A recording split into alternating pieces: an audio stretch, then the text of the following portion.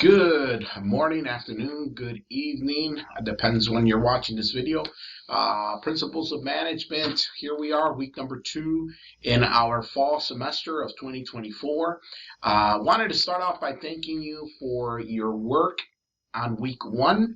I know that it's tough to get back into the swing of things, so I want to let you know that I empathize with you. I get it. It's very difficult.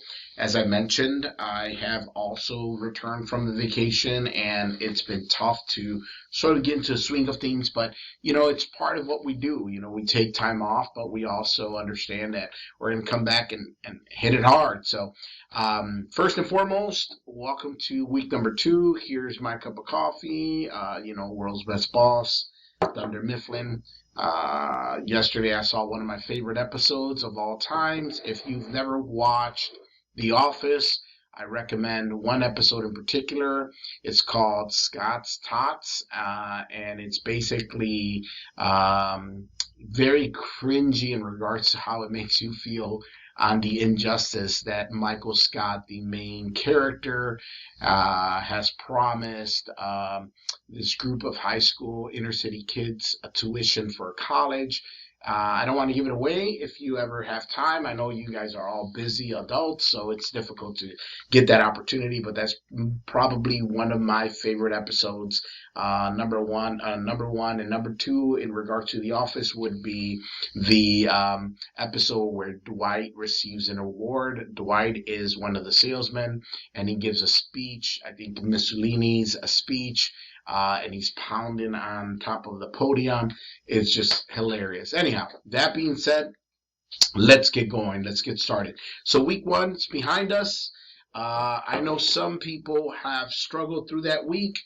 Don't worry. Take a deep breath. Let me give you the secret to this course. I'm not trying to fail anybody. I'm not trying to trick you. I want you to succeed. So let me tell you what's the best thing to do in this course, okay? This is pretty simple. It's obvious.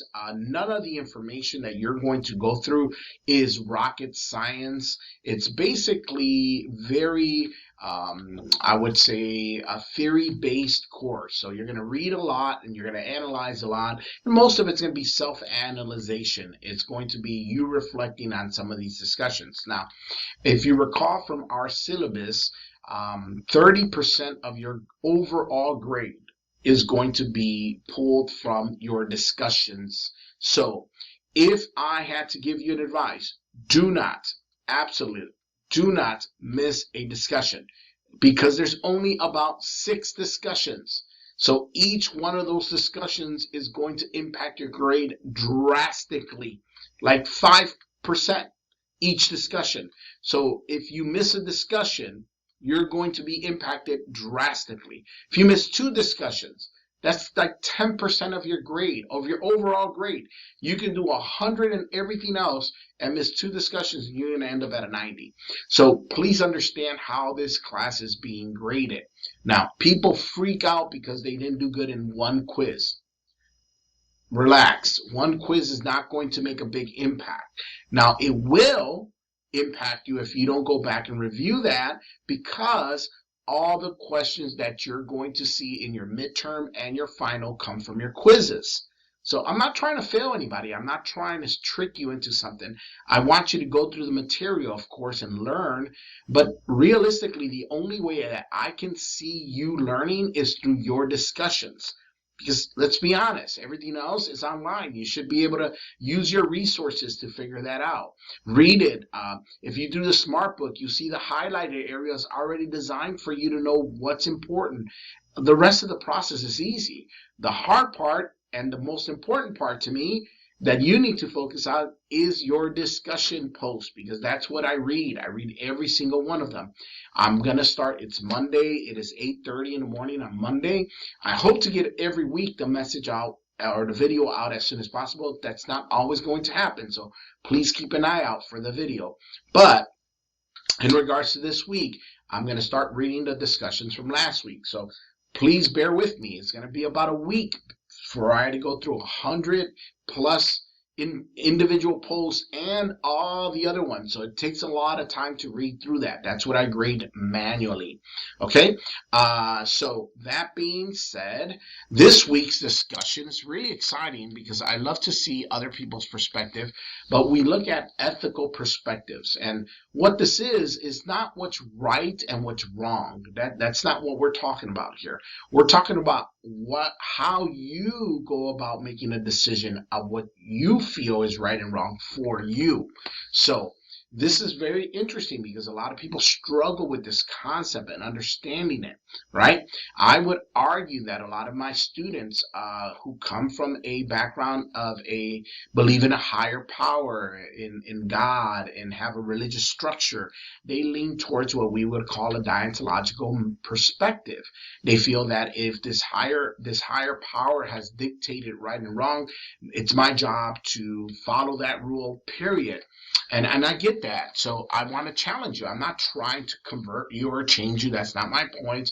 I have a faith-based structure as well. I just want you to understand how ethical perspectives change from right and wrong. It's what's right for you and what's wrong for you. So, for example, my question to you this week, not for our discussion, in your discussion, you'll read pages 74 and 76 and 82 and 84 in your chapters, and you'll learn about ethical perspectives, and then you're going to see which one you lean towards. Now, absolutely no one can just say, this is my one ethical perspective. You depending on the circumstance, situation, people involved, you're going to change. You're going to switch around. But there's one that you lean towards more. So that's what we're talking about. Anyhow, that said, my question for you, is it ever okay to lie? Is it ever okay to say a lie? Now, with that, let me take a sip of coffee because I know that some of you right now are turning in your chair. Is it ever okay to lie? And that's the question. I didn't stir mine. Sorry, guys. So just to let you know, I don't like using sugar. I'm trying to hide it, but I use this sugar. It's called monk fruit, and it's basically a plant-based sweetener, and it allows me to reduce my sugar intake. I don't need to reduce my sugar intake in essence, but I guess we all kind of do. But anyhow, that's my trick to sweeten my coffee. All right, that's it. Is it ever okay to lie? Is it ever a time where lying is okay? All right. Next week, I'll explain to you the other perspective.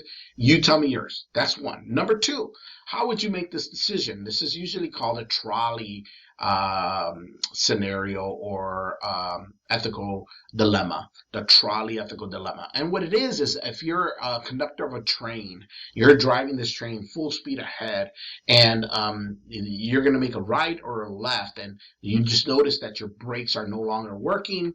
There's no way to stop this train, and you look to your right, and or I guess this is my right. You look to my right, and there's 10 adults. 10 adults. That's all you know. You don't know anything else. And then you look to your left, and there's one child. And you're going to have to kill 10 adults or one child. You have to make this decision. I know. Most of you, and this happens every semester. I don't know what to do. I can't make this decision. This is the whole point of this. The whole point of finding out what your ethical perspective is, making that decision and why you made that decision. So at the perspectives part of it is, how do you view the world? What do you see? And like I said, no one's gonna put you in that position. I hope you never have to make a choice like that. But if you did, you have to go through the mindset of, what would I think of? Why would I make this decision or that decision? And it's important to understand this in business, because in business, we're going to be making decisions that are not clearly black or white. They're kind of in the gray area. So you need to understand where you stand most of the time and why you make those decisions. So will you kill 10 adults or will you kill one child? Right? So those are the two questions I want you to ponder this week. Is it ever okay to lie? And why do I think that? And two, the fact that if I was a conductor of a train, would I go and kill 10 adults or one child if I had no other option? And what would that be? Now, the last one that I kind of throw in there, and I usually wait till next week to discuss this, but I think it's important for us to kind of throw it out there this week. If there was no other form of saving your child, no other way of helping them, and your child has some horrible situation going on, and so, or someone you loved that you care about deeply has some scenario happening, and you have no possible way, there's no possible way other than to break into a pharmacy, steal a medication to save your loved one. Would you do that? Would you be willing to sacrifice your convictions, your morals, your values, your all of that to break into something? There's no other way. Now, I know everybody wants to find, well, I can do this. I can. No, no. The whole point of this is to put you in a position where you have to make a decision, and it's either yes or no. And the best part of that is why is a yes or no, and that's what I want you to focus on. Anyhow, that said, today's Monday. It's supposed to start getting hotter this week, which is not my favorite, to be honest with you. As you know, I'm from Chicago, so I'm used to that cooler weather, drier weather. It's supposed to be humid and hot, and just feels miserable. I will tell you this, and this is, I'm ending my video here soon, but I will tell you that when I was in Europe, they for some reason have not really embraced the air conditioning situation that we have in America. So most of their buildings, most of their stores are not air conditioned. Most of their Airbnbs are not air conditioning. And when they are, they're very flimsy. They're not very good at what they do. So the time that I was out there, I was sweating every day and it felt miserable. It was beautiful. The food's great. The area is lovely. But I wish that they understood that air conditioning is such a blessing from God. But anyhow, that's it. I wish you the very best this week. Please don't stress out. Just focus on what you need to do. You can do this. This isn't terrible. I'm not the worst instructor you'll ever have. I guarantee you that. I might not be the best, but I try to strive to give you the best opportunity to succeed. So to that, cheers, my friends. Have a wonderful week. We will chat next week, and I hope you have a great week. I hope you are having a great start to your semester, and just keep plugging away. I guarantee you it is worth it. All right? Take care. Until next week, everyone.